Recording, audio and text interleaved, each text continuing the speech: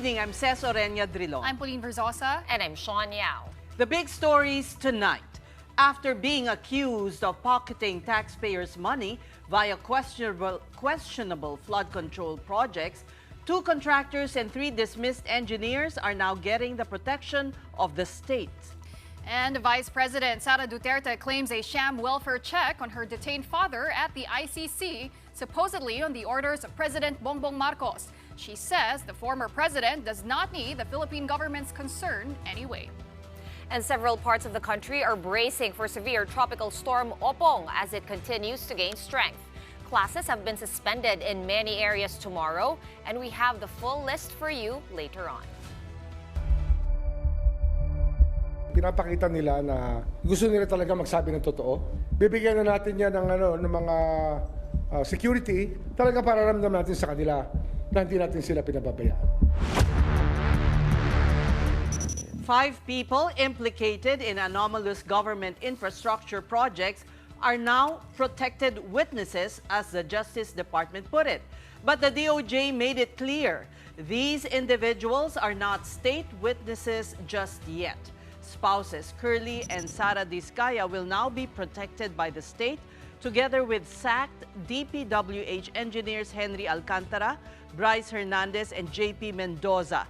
Their family members are included in the DOJ's protection.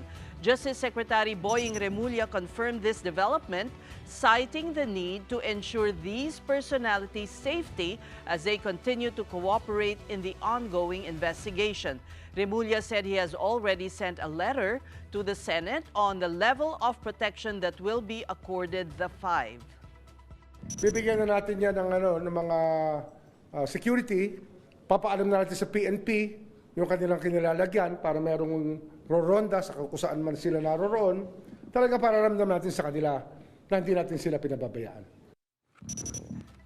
Last Tuesday, Alcantara testified before the Senate Blue Ribbon Committee hearing and revealed new information on flood control anomalies. Hernandez and Mendoza also gave the DOJ more information today, including new names of those involved in the mess. Pinapakita nila na gusto nila talaga magsabi ng totoo. At ito'y kanilang sinasabayan ng mga dokumento at mga notes na kanilang naipon through the years. Again, Remulla clarified these so-called protected witnesses are not yet under the DOJ's Witness Protection Program. They will still undergo evaluation to determine if they can turn state witnesses. The DPWH has started itemizing assets of its officials as well as private contractors. This is in the effort to recover public funds lost to ghost or substandard infrastructure projects. The agency has also set its sights on the air assets of Congressman Zaldico, who has yet to show up. Mobile journalist Julie Baiza with that story.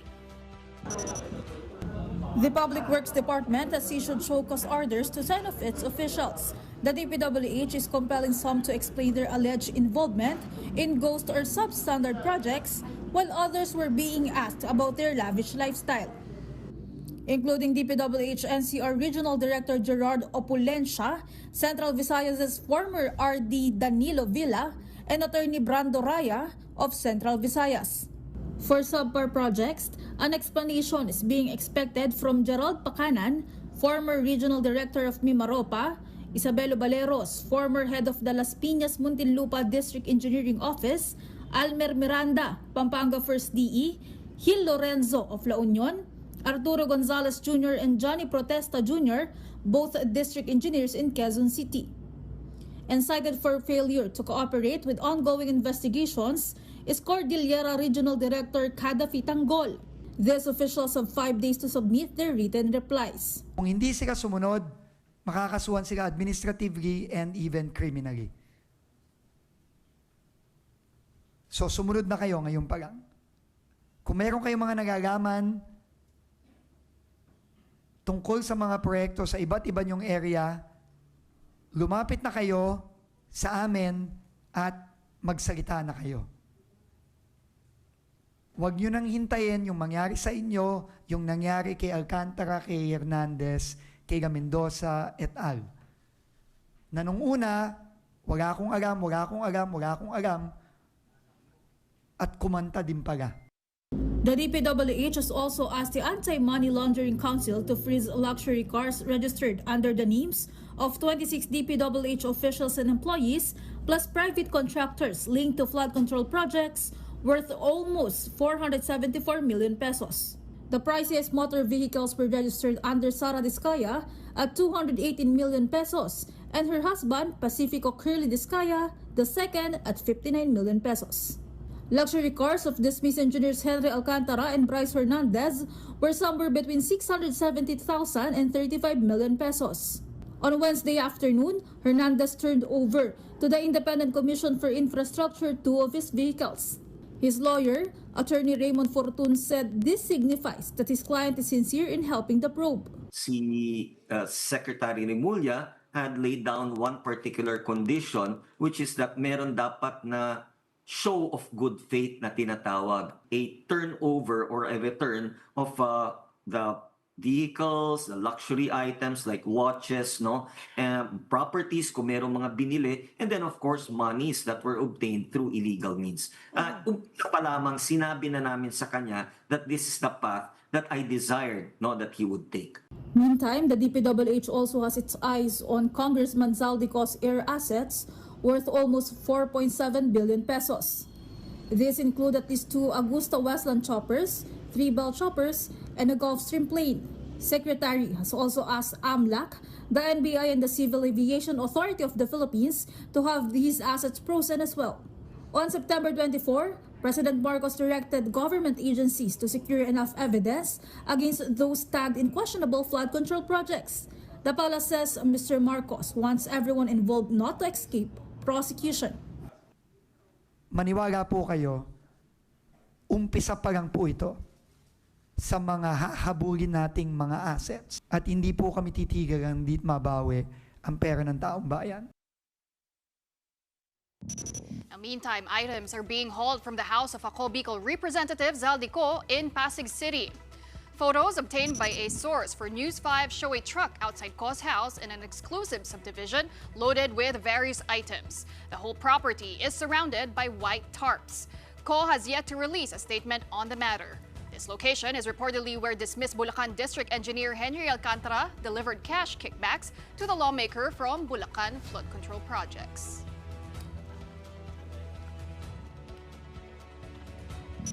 And now for our first guest, we have Integrated Bar of the Philippines National President, Attorney Alan Panolong. Good evening, Attorney, and welcome to the Big Story. Magandang gabi po, ma'am. All right. Please distinguish for us muna before we discuss the help that you've offered the ICI. The difference between a protected witness and a witness under the Witness Protection Program. Okay, I understand, no? There is a seeming confusion din, no? Yung sino ba yung protected witness or sino ba yung state witnesses, no? Under RA 6981 po, or the law on the Witness Protection Security Benefit Program po, yung pong tinatawag nating protected witnesses, these are usually the ordinary witnesses that are being admitted into the program. So, sino po sila? Sila po yung mga taong may nalalaman na impormasyon or may alam na tungkol doon sa isang krimen na gusto nilang mag-testify or sila ay nakapag-testify na or is about to testify before any judicial or quasi-judicial body po. Ngayon, yung state witness po, ito po ay yung mga witnesses po, no, or persons na kung saan sila ay kasama doon sa krimen, no? So they are actually a participant in the commission of a crime. Now they wanted to be admitted as a state witness. So may mga requirements din po yun. Ano po ba ang isa po sa notable requirement is that kailangan he is not the most guilty, no? At pangalawa is that the offense involved is a grave felony, meaning to say the penalty for the crime is reclusion perpetua to death, and that there is an absolute necessity doon po sa kanyang testimony. At sa kanyang testimony can be substantially corroborated in its material points. And ito, isang importanteng bagay din. He was not convicted of any crime involving moral turpitude. So, ang protected witnesses, to sum up, no, ito po yung mga wala kinalaman doon sa krimen. No? They wanted to testify dahil unang-una, meron silang alam, and then there is threat to their lives or that of their family members, which would prevent them from testifying in that crime. Yung state witness po, kasama po siya sa krimen. No? Kaso attorney, itong mga to na protected witness, kasama sa krimen eh. Kung kasama ka po sa krimen, mag-apply ka as a state witness. So Opo. that's the next step, and obviously they want to be that, right? Yes. Because this grants them immunity. Yes. So, yung pong admitted to the Witness Protection Program will be granted immunity from criminal prosecution. At ito po ang matindi, no? So, they won't be subjected to penalty or forfeiture for any transaction or thing or matter concerning their compelled testimony. So, kung meron po silang nakulimbat, nako, hindi po mababawi yun. No? Kaya nga, isa yun sa mga isa yun sa pribilehiyo, no? Or the effect granted on the state witness privilege. Well, but now the DOJ is saying they can voluntarily surrender the fruits of their crime, alleged crime. Yes. To add, attorney, no, yun yung pinagdebatehan no, ni Secretary Remulla, pati na rin ni Senator Rodante Marcoleta sa hearing kahapon. Kung dapat daw ba ibalik. Ang sinasabi kasi ni Senator Marcoleta, under the law, ibabalik na lang daw yun pagka, kumbaga, kung naayos na yung pagka-process nila as state witness. So where do you guys stand on this? Because kanina sa Storycon sabi rin ni former IBP President Attorney Cayosa na mali daw si Senator Marcoleta and may prerogative daw yung SOJ, Remulla, na hingiin ito. Unang-una po, liwanagin natin, no, ang Witness Protection Program ay nasa pangangalaga po yan ng Department of Justice. So sila din po yung nag-set ng rules on how to admit a witness in their under the Witness Protection Program. Now, isa po sa kasali sa mga conditions, no, of admitting a witness into the program is that after evaluating his or her eligibility to the program, mag-execute po yan ng Memorandum of Agreement. Doon po sa mga Memorandum of Agreement, nakasaad po doon na yung witness admitted as a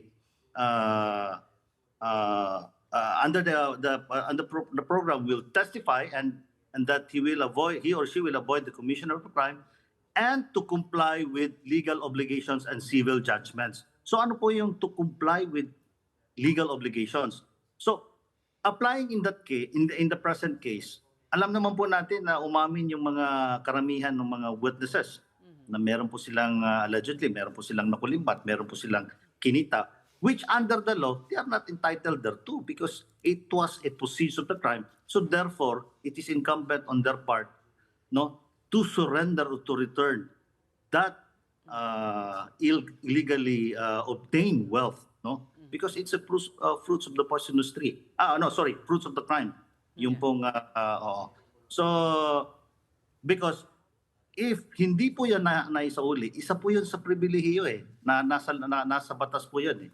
Na under section 5, paragraph E. 14. Section 14. No, yung compelled testimony, isa po sa effect kapag ang isang person, no, ay admitted as a state witness is that yung immunity niya from criminal prosecution and that he or she won't be subjected to penalty or even forfeiture for any transaction or matter or thing which concerning his compelled testimony.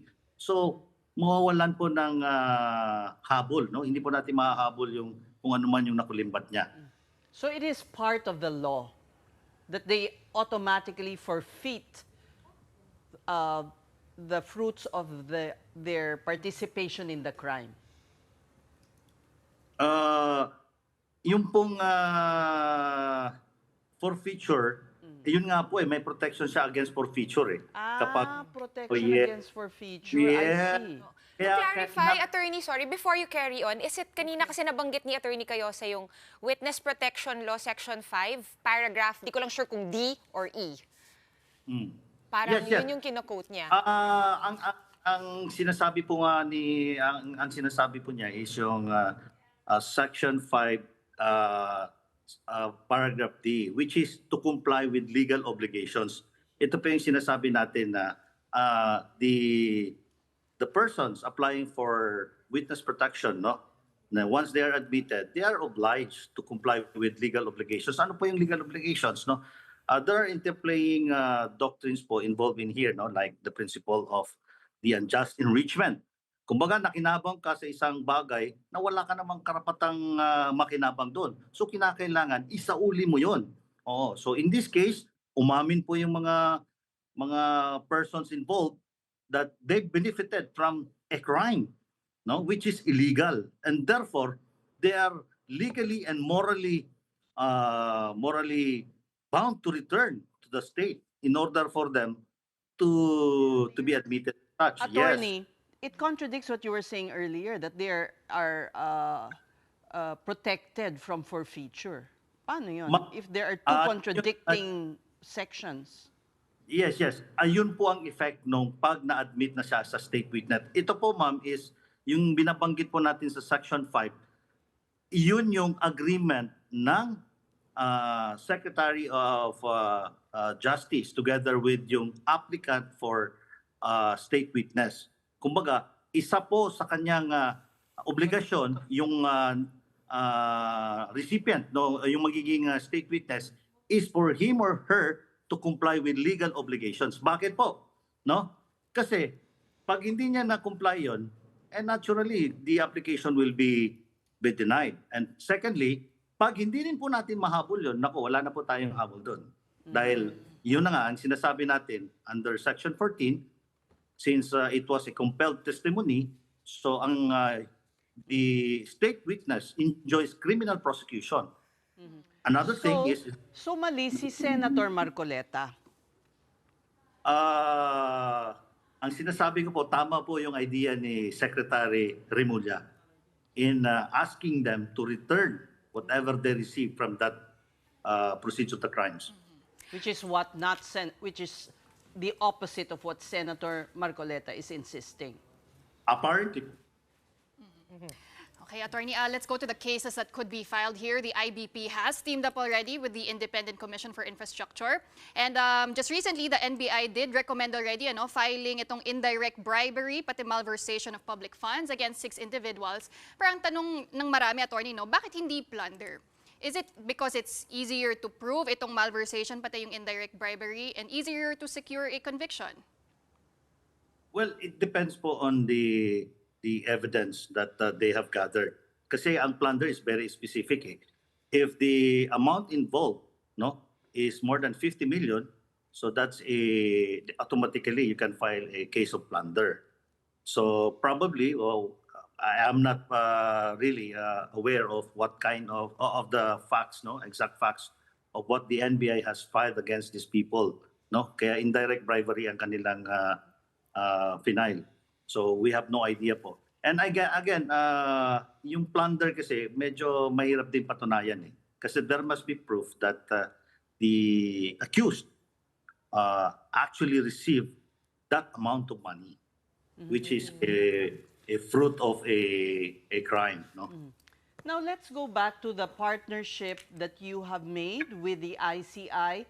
What's the rationale, and how exactly are you assisting the body? Yes, thank you for asking that. The IBP, nung mangyari po itong skandalo na to, the 27 Board of Governors came up with the resolution creating the Good Governance Council. So ang purpose na po nito, prior to the creation of the Independent Commission of the Infrastructure, is to conduct an investigation on the basis of the evidence that we can gather along the way, no? So we are very happy that the ICI reached out to us and decided to have a memorandum of agreement with their office because as we all know, the ICI has just been created and wala pa gaano silang tao. So we can provide the necessary legal support that they need. So one of which is actually the establishment of an anti-corruption help desk throughout the country. So we have 84 chapters around the country, no? So we'll be having a help desk that purposely to assist the public in reporting any irregular or anomalous activities involving government-funded infrastructure projects. Then alongside, pag na-report po yun, meron po tayong team, no, na bubuuin who will actually validate the report. Okay. So, pangatlo po is to recommend the appropriate cases or action to be taken by the ICI, no, against those who will be eventually found out upon investigation, no, kung ano po yung kanilang participation, and that we will also assist the ICI in the drafting of civil, criminal, and even administrative cases against those individuals or group of individuals whom we may found later on to be probably liable for the case. One final question, attorney. There are those who are concerned that the body, the ICI, has no teeth. Is a law necessary to be passed by the legislature so that to give it more powers? I think because if it involves corruptions kasi, no, corruptions and any cases pertaining to government officials, normally it's the office of the ombudsman who initiate, no, or who filed these cases against these personalities. I believe the ICI will be working hand in hand also with the ombudsman because all the findings eventually will be referred, I believe, to the office of the ombudsman, no? Kumbaga, ma'am, ang gagawin ng ICI is tutulungan, papabilisan yung investigasyon, makahanap ng solid na investigation since the ICI is under the executive. So it would be easy to gather evidence like, for instance, the DPWH, which is under the executive. So yung cooperation po ng ating mga relevant government offices may be expected in this particular endeavor. So no longer necessary, you're saying? Oh, yeah, it is what we call this, mas madalis or mas mapabilis po yung pag-facilitate or pag-case build up.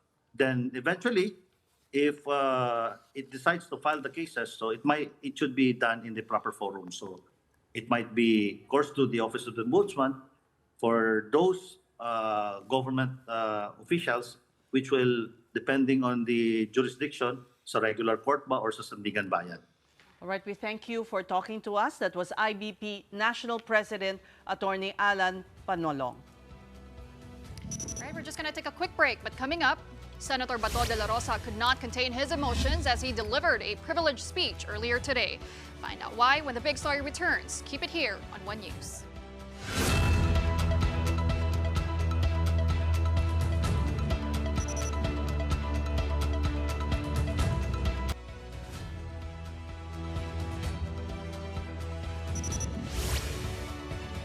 Welcome back to the big story. Senator Chis Escudero was invited by the Independent Commission for Infrastructure for a meeting. He said he was asked to explain the Senate's budget process, but the former Senate President did not elaborate. He reiterated that he wasn't part of the small committee accused of anomalous insertions in the 2025 national budget. Aside from Escudero, former DPWH Bulacan engineers Henry Alcantara and Bryce Hernandez also went to the ICI. They both donned bulletproof vests and were escorted by police as they entered the building. No details were released yet, but ICI Special Advisor Mayor Benjamin Magalong said they attended a hearing led by the ICI. Meantime, the ICI has partnered with key institutions to strengthen its probe into anomalous flood control projects nationwide. ICI chairperson, former Justice Andres Reyes Jr. led the signing of a memorandum of agreement with the Philippine National Police, Integrated Bar of the Philippines, Philippine Institute of Civil Engineers, and the Mayors for Good Governance. Reyes said the partnership will reinforce the ICI's mandate to uncover the truth behind corruption allegations in state-funded infrastructure projects. In relation to this, the House Infrastructure Committee has announced it's halting its hearings on the flood control scandal. This is to give way to the ICI's investigation. According to House Infracom Chairman Terry Ridon, they shall be submitting to the Commission all their findings, transcripts, and pieces of evidence acquired from their hearings. All these will be personally submitted to the ICI by House Speaker Boji D. We trust that through its work, the ICI will be able to ensure transparency, that it will be able to ensure accountability, and most important of all, that it will be able to ensure justice. And at this point, let's talk to Senator Erwin Tulfo. Good evening, Senator. Welcome to the Big Story. Hi, Ces. Hi, Pauline. Hi, Shawn. Good evening. So far, your assessment as Vice Chair of the Senate Blue Ribbon investigation into the anomalous flood control projects? We're on the right track, pero I believe we're going to wind up now because the ICI is already starting their investigation. So we'll just focus merely on legislation in the coming hearings. We will have a hearing tomorrow morning, Ces, Pauline, and Shawn. Tomorrow morning at around 9 a.m. Senator, yung mga dinidikdik nyo sa hearing ay protected witnesses na ngayon. Are you in favor of this status given them by the DOJ? I believe so, Ces. Kasi parang para mas freely they can talk, they can give out more information, yung mga sensitive informations na hindi na bibigay. Take the case of the Vizcaya, ayaw niyang i-surrender yung ledger niya, not unless kung siya ay under sa protective custody ng Department of Justice. So, I believe it's okay na they'll be under protective custody. Pero, yun nga lang, the question also, and I saw Malacanang came out with the statement na sana, kung talagang in good faith, they will surrender also yung mga ill-gotten wealth nila. Hindi lang si Vizcaya, kundi yung other witnesses like the 3 engineers from Bulacan District Offices. Okay. Senator, you mentioned na you're about to wrap up the Blue Ribbon hearings. We heard there's tomorrow, tapos may isa pa after that. What loose ends exactly is the committee trying to wrap up before giving way na to the ICI's investigation? Actually, we'll with all our findings, we will. What I heard, if what I heard was right from Senator Lacson, our chairman, and Senator Soto, I had a dialogue with them this afternoon. Now we will make our initial committee report after this hearing. I think I will just be focusing on legislation of the law. Pero yung investigation talaga, we will just, yung pieces of evidence that we'll be able to get tomorrow, we will submit it to ICI. Bahala ng ICI, Shawn. Okay, so you have already, certain legislative amendments or perhaps new laws or bills in mind based on the last few hearings na pwede niyong i-discuss to strengthen, our existing laws against these kinds of activities and schemes. 2 things for sure. Yung I brought up about yung sa pickup, we really have to review kasi yung mga dapat nagbabantay sa mga construction o mga projects ng gobyerno, yung pickup, yung Philippine Contractors Accreditation Board, dapat they're the ones investigating, monitoring yung mga trabaho ng contractors. They're not doing their job kasi how can they watch themselves? They themselves, they have contracts with in the government. They have projects, lalo na itong dalawa, si Bagao, EGB Construction. he sits at the board of the PICAB, and at the same time, meron siyang flood control project. So, yun ang gusto nating baguhin kasi it directly go against yung sinasabing conflict of interest.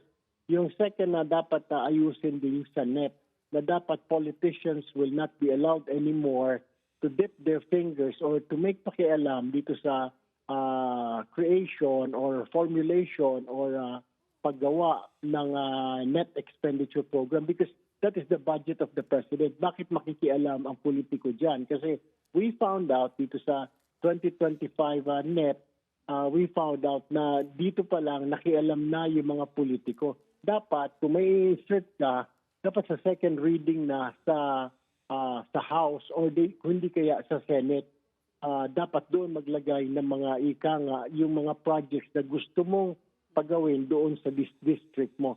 Hindi doon sa NEP because that's the president's budget. Senator, I wanted to go back to the hearing, and that's where District Engineer Henry Alcantara made a lot of revelations, and one name that kept coming up was that of former DPWH Undersecretary Roberto Bernardo. Ang tanong po, Senator, siya po ba ay magpapakita na bukas? And do you think he is the missing link in establishing itong scheme between the proponents, legislators, and itong modus nga po sa flood control? I believe he will be attending tomorrow, and he will be preparing an affidavit tonight, and he will submit it to the committee tomorrow. So bukas pa lang namin makikita yung laman ng kanyang affidavit. Senator, one final question. Are you, from me, two of your colleagues will be facing charges. The NBI is set to file cases against them. What should the Senate do? Should the Senate ask them to go on leave while they're facing these cases? What is your thinking on this? That's a very good question, Seth. Hindi pa namin napag-uusapan yan, but we will leave it to the discretion of the ICI kasi like what we have said, na the role of the Blue Ribbon now is purely on legislation, not on prosecution, not looking for pieces of evidence. Medyo natalisod lang namin yung itong mga pieces of evidence na isiniwalat nila Alcantara, nila Bryce against two of our companions, I mean not companions, but two senators. So we will leave it to the ICI kung anong decision nila, kung they will be requesting na they will be suspended, then we don't have a choice siguro. So, but still, we are in the legislative. We are not under the executive. So I really am not very sure, says I don't want to make conclusions at this point because I am a neophyte. I will, but that's a good question. The reason I ask, Senator, the reason I ask is because kaya natatakot rin magsalita sina Bryce and perhaps also why they want to be protected witnesses because they will implicate other senators pa. According to the lawyer of Bryce, there are 6 senators in total and only 3 so far have been named. So yun ang, a difficult position for the Senate.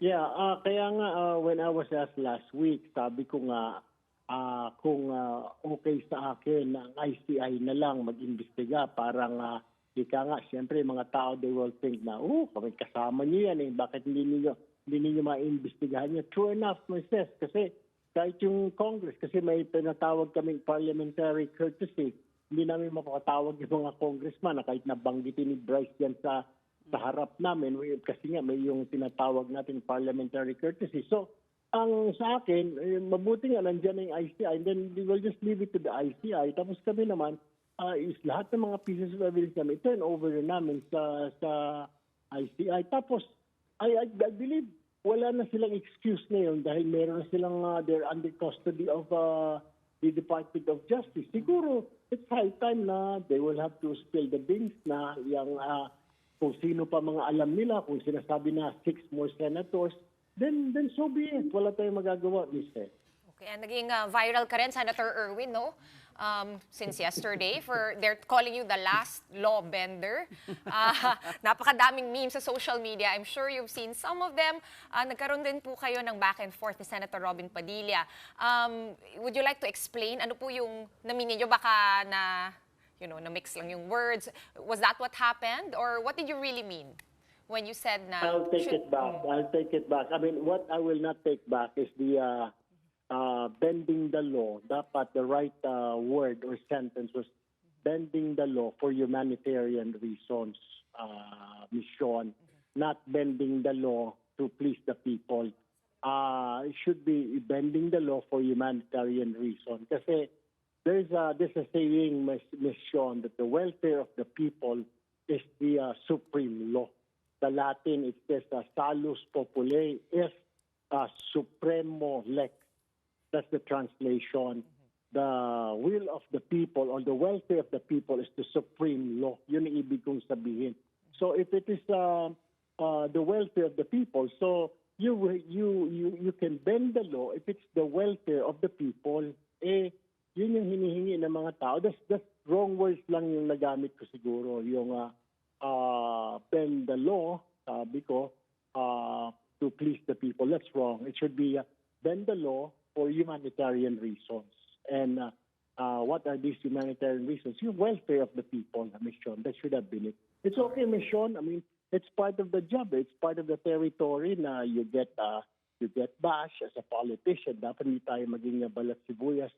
And I told my family nga na what's wrong with that. At least hindi naman tayo involved sa flood control. Wala tayong mga just because of the wrong choice of words, nababash tayo. It's okay, it's understandable. And besides, I was looking at it, my staff were looking at it. It's more trolls, Ms. Shawn. So it's all right. It comes with the territory. Parang tayo, journalists, you get sued for libel. So I guess that's it. I mean, part of the job. All right. Alam mo, Senator, if there's anything also we learned from all these hearings, it's that napaka-systemic talaga ng corruption in government. We're just talking about infrastructure right now. Do you agree or do you suggest na magkaroon din po ng mga hearings at independent commissions sa ibang mga ahensya sa gobyerno? Dapat lahat, Ms. Shawn, Pauline, and Ms. I believe kailangan lahat na siguro, lahat din na, hindi lang sa infrastructure because tama ka, deeply rooted itong corruption, parang nasa kultura na ever since. But we really have to do something. We have to start somewhere. Kasi parang nandyan na yan, yung corruption na yan. Practice na yan. Nahuli lang because sobrang greedy na. Pero dati, yung practice yan, sa 10% lang, mga infrastructure, mga kickback. Hindi nila minoderate yung greed nila. Sumobra, 20%, 30%. Kaya wala nang napunta sa mga projects. I believe it's really high time. Tama yung ginawa ng Pangulo na inimbestigahan na ito para matuldukan, matawag ang atensyon ng lahat. And the people have spoken last Sunday and the message was loud and clear. For me, it was loud and clear. Umayos kayo sa government service. Iwasan yung magnakaw. Kaya nga I said loud and clear. I got, at least for me, I got the message. We thank you for talking to us, Senator Erwin Tulfo. Moving on to the weather now, severe tropical storm Opong continues to strengthen as it approaches the Philippines, with its impact expected to be felt starting tomorrow along the eastern regions. Opong was last spotted 670 kilometers east of Surigao City in Surigao del Norte, packing winds of up to 95 kilometers per hour with gusts of up to 115 kph. Pag-asa says the storm is likely to intensify further over the next few days, and by Friday, Opong could make landfall in the Bicol region. It is also forecast to move across southern Luzon by Saturday morning, possibly passing south of Manila later that day as a typhoon. Right now, signal number 2 is up over northern Samar and the northern portion of eastern Samar, while signal number 1 is in effect for Catanduanes, Camarines Sur, Albay, Sorsogon, Masbate, Samar, the rest of eastern Samar, and northern Leyte. In anticipation of the storm, several local governments have already announced the suspension of classes tomorrow, Thursday, September 25. Quezon Province has suspended classes at all levels, while Lucena City has also suspended work in government offices. Classes are likewise suspended in Morong Rizal, and other areas covered by the suspension include Sorsogon, Albay, Biliran, and some parts of Camarines Sur and Camarines Norte, as well as Viga in Catanduanes, and Aroroy and Batuan in Masbate. We're just going to pause for another breather, but right after that, Vice President Sara Duterte wants to find out why officials from the Marcos administration visited her detained father at the ICC. That story and more when we return. Keep it here.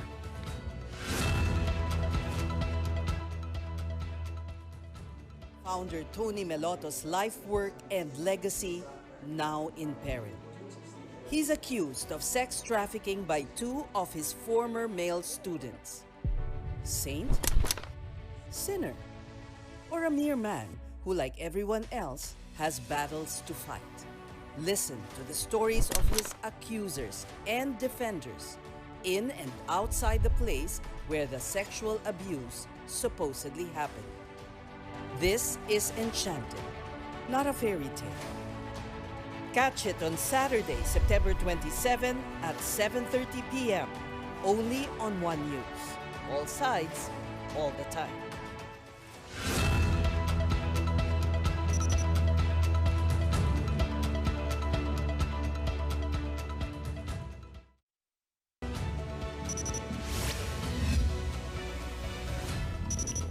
You're watching The Big Story here on One News. Vice President Sara Duterte says some Filipino officials entered the detention unit of her father at the ICC under the guise of a welfare check. She warned that such actions put the former leader's safety at risk and said the ICC and the government would be held accountable if harm comes to the former president. Sara also claimed that the move was carried out on President Marcos's orders, who, according to Duterte, has not conducted a single welfare check on detained, distressed, and abandoned overseas Filipinos. Palace Press Officer Claire Castro said the Department of Foreign Affairs would respond to Duterte's claim. Castro also rejected the VP's statement about the OFWs as a huge lie. The ICC, on the other hand, responded by saying that it follows the international standards of detained persons having access to consular representatives, and such visits, if any, are strictly conducted with the approval or at the request of the person in detention. Meanwhile, over at the Senate, Senator Bato de la Rosa also criticized the purpose of the alleged welfare check on the former president. De la Rosa was even close to tears during his privileged speech, asking his colleagues to support the bid for Duterte's interim release. He is now 82 years old. Siyempre, pinagpapasalamat natin yan. And yet,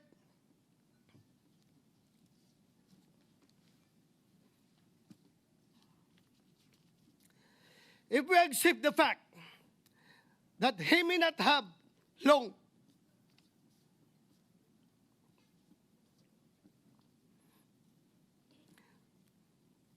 I hope with all my heart that he leaves this world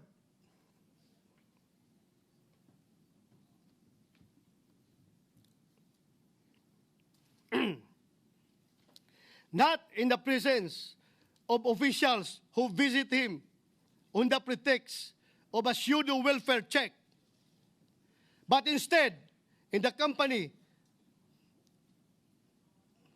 of the people he loves.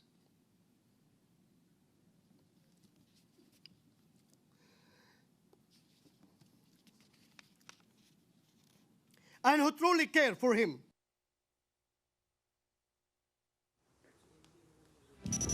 De la Rosa also reacted to his name appearing in a pre-confirmation brief filed by the ICC prosecution on crimes against humanity charges against former President Duterte. The names De La Rosa and Aguirre were mentioned in the brief, and they are alleged to have been involved in the national rollout of Duterte's anti-drug campaign. Senator Bato de la Rosa was Digong's former PNP chief, while his first Justice Secretary was Attorney Vitaliano Aguirre. When asked if he intends to face a possible warrant for his arrest, De La Rosa simply said he is ready. President Marcos has recently signed a landmark law allowing authorities to act early based on forecasts and risk assessments. The Declaration of State of Imminent Disaster Act allows the president or local executives to release funds before disasters strike, shifting from a reactive to a proactive risk-informed approach. The bill was developed by the Office of the Civil Defense with technical support from the UN World Food Program and other partners. WFP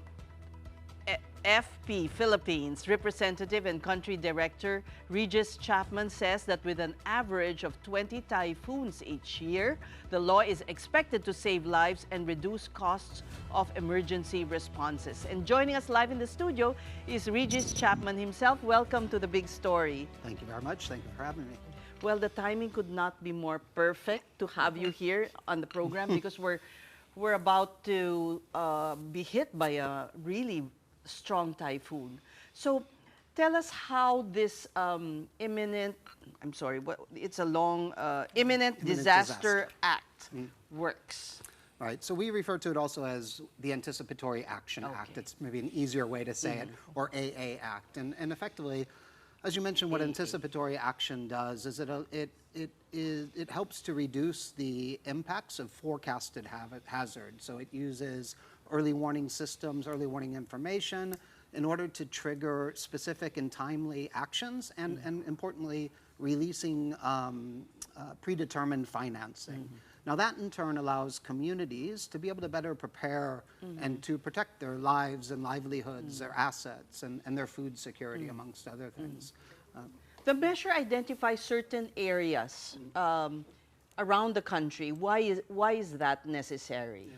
So WFP and other partners are working with OCD, with DSWD, with a number of other government entities at the national and local levels to really strengthen some of the disaster management systems to be able to apply some of these anticipatory actions. So these are like regional centers? Well, so like Habonga in Agusan del Sur, Legazpi in Albay. Yep.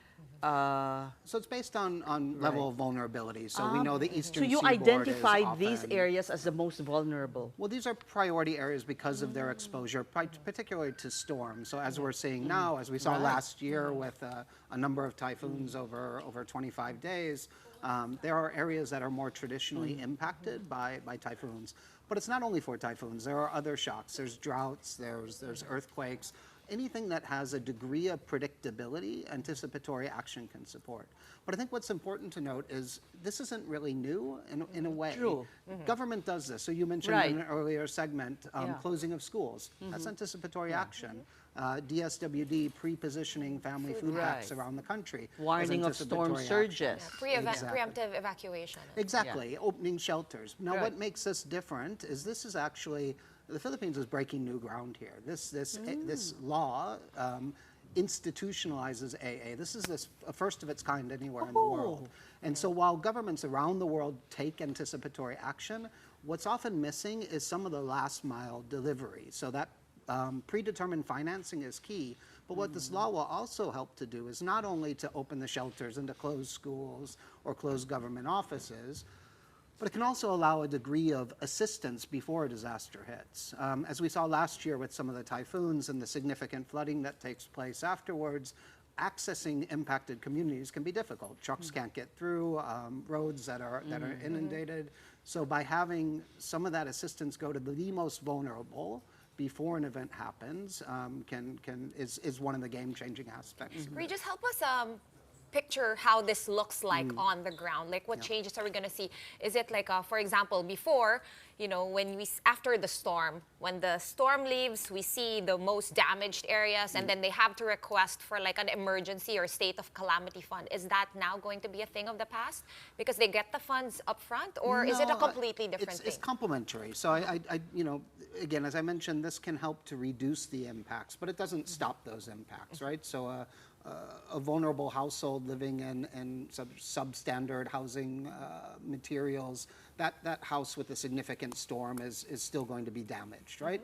But what the anticipatory action can allow that household to do is get out of harm's way or to move their assets. So let's say they're fisher folk on the coastline, they can move their boat out of harm's way, so that the impact is not for many, many months to come, but perhaps a shorter period. They're able to reactivate their livelihood. So it's kind of like institutionalizing some of the best I was about to practices. say. Yeah, already on and the this ground. is the key, and this is where this law is different. It institutionalizes AA in a very different way. Now, there's still a lot of work ahead. This will not change. So with CO Pong coming, you know, again, a lot of this depends on the work that's happening with Pagasa to look at the early warning systems, the wind signals, what triggers different actions. So OCD is leading the charge on this, and the next step is really developing some of the rules and regulations of how you actually implement the AA law or the state of imminent disaster. And so I think where partners like the World Food Program, other UN agencies, NGOs around the country, AA has been pioneered in many ways in the Philippines, but I think what the bill does is really help to take those smaller case studies and institutionalize it so that it becomes, you know, similar to the family food packs that everyone sees, you know, being distributed in the onset of an emergency. Becomes almost second nature. It becomes almost second nature. Yeah. There's a long road ahead. This has been a long road to get us here. It's been a very long road, but really it's fantastic to see this progress and really again the leadership of the government of the Philippines. Lorraine, just tell us about your experience in pilot areas like Bicol, Caraga, and Eastern Visayas. Yeah. What was the impact, the immediate impact of that on areas? Yeah, so we have, as WFP in the UN system, we've been working on, for the past several years, a pilot anticipatory action program that delivers cash and other assistance before an impact occurs. Now, as I mentioned earlier, AA has a set of guidelines that are based on triggers when certain conditions are met. So it's not just in any given case we see that it's going to rain, so we start giving out stuff, right, or assisting people. So really certain thresholds need to be met. Now, in the years of these pilots, we haven't seen those thresholds met as of yet. The slight exception was last year with the series of storms that we saw. One that came in at the end, I'm drawing a blank on the name, but that hit Catanduanes and several other areas. Technically could have triggered certain LGUs, but the way that the modeling was developed, it didn't trigger because all the conditions weren't met. So this has been also a learning experience. But what that did allow us to do was respond a lot quicker.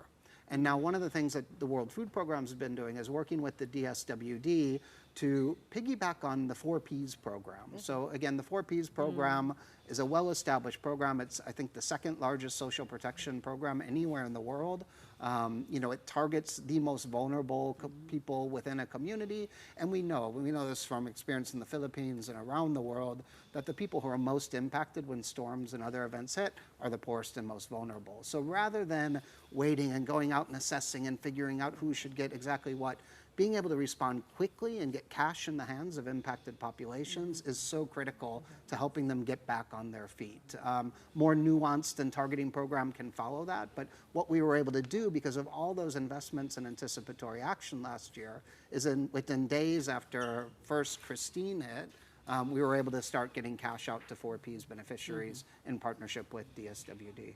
So you hope other countries vulnerable like the Philippines will have a similar AA law. Indeed, and I think the idea is to shift from entities like WFP and NGOs doing this and rather have it be institutionalized so that it becomes, as you said, almost second nature. We see a major storm coming and we know the impacts when we see the real big ones coming. So rather than waiting to assess and assist afterwards, already providing some of that initial support. When we see the Pagasa alerts and the wind signals, it comes with instructions for people in harm's way. Leave, evacuate, board up your windows or stock up on food and water. You and I are able to do that, but the poorest of the poor can't necessarily do that. So this can help facilitate. Becoming more aware. Yeah. Time was when, they have forced evacuation, but now, I guess because of the experience that typhoons have become worse and worse every year because of climate change, and so people have become more cognizant. Don't you think? Yeah, less complacent, and they're more aware. Yeah. I mean, I guess they have to sort of experience like the worst of it, and they don't want to repeat it. I've worked in a lot of countries around the world that are exposed to natural hazards, and I think, you know, oftentimes when you don't have that lived experience, yes, it goes sort of on the back burner, right? I mean, we talk about the big one in Manila. It's easier to prepare for the next typhoon coming through because we know that will happen in a couple of days. It's harder to prepare for something that's a bit more distance from your lived experience, for sure. So we're now practicing this law as we speak. We are. We are, right? Indeed. Yeah. Well, we thank you so much for your time. Thank you for That having me. was Regis Chapman, who is the head of the country head in the Philippines of the World Food Program. All right, and that's all the time that we have this Wednesday evening. Thank you so much for watching The Big Story. We are One News, all sides, all the time. We'll be back here tomorrow at 7:30. See you then. Have a good night, everyone.